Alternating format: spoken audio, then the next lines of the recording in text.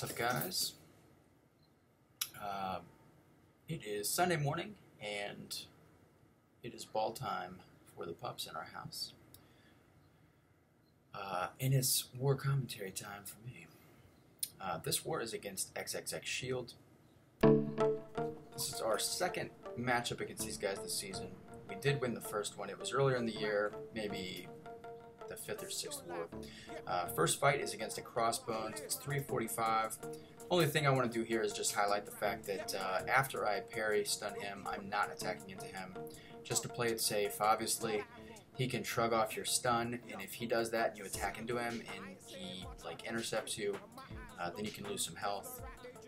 Crossbones is never really going to hurt you that bad, but the same strategy applies to Agent Venom, and Agent Venom can hurt you. If he shrugs off your stun and counters you with an L1, the bleed from that can do quite a bit of damage. And if he's on node 21, which is enhanced abilities and debilitate, the bleed from Agent Venom's L1 alone could kill a 565 blade, so just be careful. This is a Moon Knight, however, and Moon Knight is pretty straightforward. If Moon Knight is in his evade phase, then the safest strategy against him would be to hit him only with 4-hit light combos, and just play him like you would play Black Widow. Now here we have a fun fight to kind of talk about. It is a 345 Science Champ on Stun Immune, and it's a Gladiator Hulk. Now Gladiator Hulk really has one ability that can be tricky. You just need to understand it's Smash. So when the crowd meter gets to 100, he gets Smash, and then every 15 seconds he will get a dormant Smash icon that'll activate on his next attack. So up at the top right is the crowd excitement meter. Once that gets to 100, he'll become unstoppable, and his attack will almost double. I think it's an 80% increase for 7 seconds. So also every 15 seconds he will get this icon right here. It's a fist icon. That means that his next attack will trigger unstoppable, and so just don't hit into him while he has Smash active. Just back off. Once that falls off, then you're good to go. And then, of course, he does also trigger Smash. He's got a 5% chance to trigger Smash randomly on an attack, but don't usually have to worry about that one.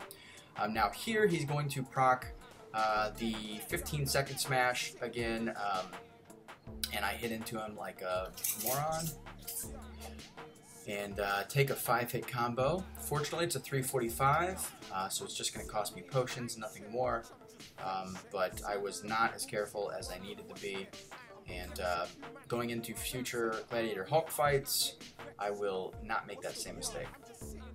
So against Gladiator Hulk, just watch underneath his health bar, and watch out for the crowd meter. Make sure that it doesn't get to 100. If it does, just back off, let Smash expire, and then same thing with his little fist icon. Just watch out for that.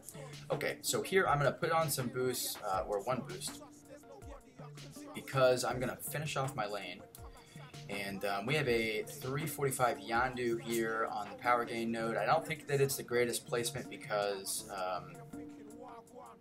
with Yondu, if you get him into a cycle of throwing his L1s, I think a lot of his value kind of depletes as a defender.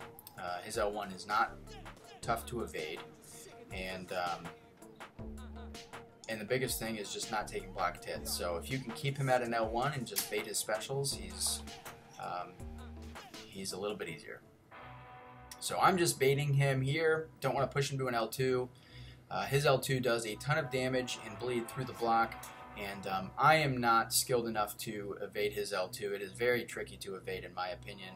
One of the harder ones to evade in the entire game. So I think that that's the logic behind putting him here. Maybe the attacker pushes him over a second bar of power, and just takes a lot of block damage and some bleed damage. I don't really know, but all right, bait his L1, and then we're gonna finish him off here. And then the next fight you'll see is a 4-star skill champ. That means usually a Punisher. And Punisher's L1 is tough to evade, so my strategy against Punisher, War Machine, the ones with the tricky projectile L1s on this node, is just to parry bleed as much as possible, deplete their health, and build my power. And hopefully I can get up to an L2 with Blade before they get up to an L1, and then I can kill them before they even launch an L1. Now I mistime his heavy there, and he crits for over 7,000. A 550 taking away 40% of my health, which is pretty crazy. He does get to an L1, and I'm just thinking, alright, I can evade this. I've done it before, but he doesn't do it, and I'm able to use my L1 to push him over 2 bars of power, and then the bleeds from my L1 finish him off. So he did not play that node very well, and I got pretty fortunate there. Moving on, we have a humongous PI on Bane, and it is a Mystic, which means it's Mordo. I'm going to check his profile to confirm, and there's Mordo. So I am going to throw on an invulnerability boost here, anticipating that Mordo will get to an L3 at some point in this fight. On Bane, trying to manage the Bane timer, Mordo's power gain timer, and also Mordo's passiveness is a lot to try to handle.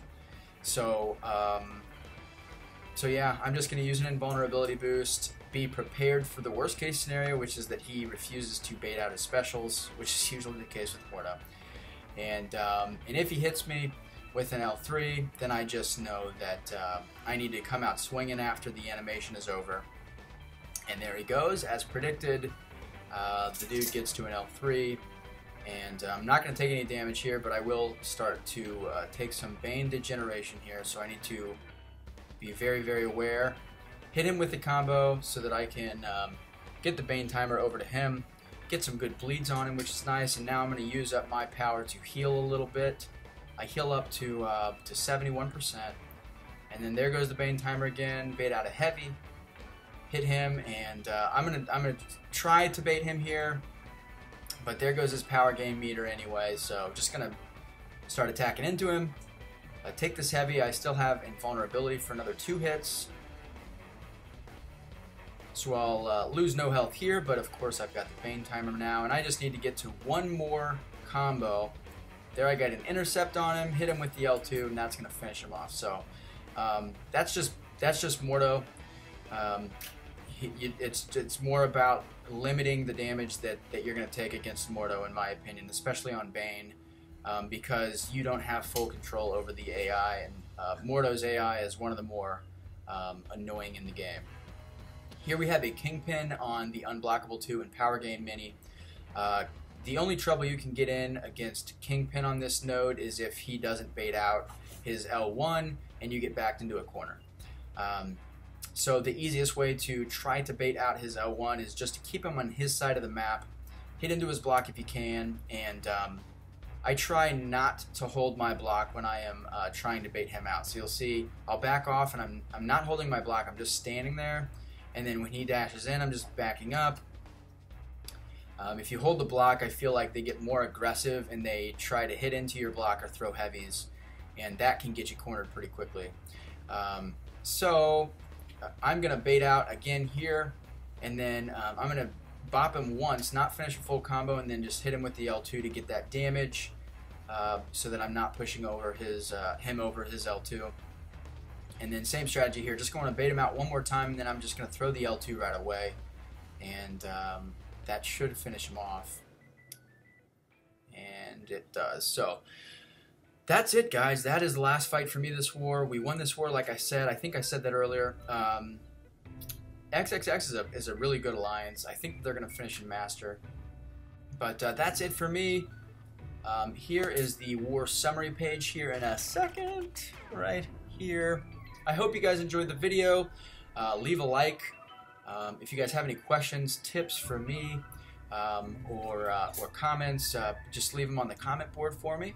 And then if you guys did like the video and you thought that any of that was helpful, share it with your alliance or in your line chats. I'd appreciate that. So that's it, guys. Have a great Sunday. Take care.